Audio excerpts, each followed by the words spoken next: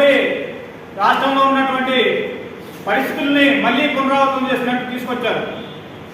ఆనాడు రైతులు ఎరువుల కోసం ఏ విధంగా అవస్థలు పడి క్యూ లైన్లో ఉండి మొత్తం దానికి ఎరువుల కోసం ఎంత కష్టాలు పడ్డారో చూసి తెలంగాణ గవర్నమెంట్, తెలంగాణ రాష్ట్ర టీఆర్ఎస్ పార్టీ 10 ఏళ్లలో ఏ ఒక్క సంవత్సరం కూడా రైతులు ఇబ్బంది పడకూడదని చెప్పేసి ఎరువుల్ని సకాలంలో ముందుగానే వారికి కావాల్సిన దానికంటే ముందుగానే ఇతర రాష్ట్రాల నుంచి వేరే దగ్గర మన కేంద్రంతో మాట్లాడి పక్క రాష్ట్రంలో సహాయం తీసుకొని కూడా ఎన్నో టన్నులతో రైలు నుంచి తీసుకొచ్చి ప్రతి మండల కేంద్రానికి లారీలతో తీసుకొచ్చినటువంటి పరిస్థితి మనం చూసాం. 10 ఏళ్లలో ఎక్కడా కూడా రైతుకి ఎక్కడ ఇబ్బంది కలిగినటువంటి పరిస్థితి.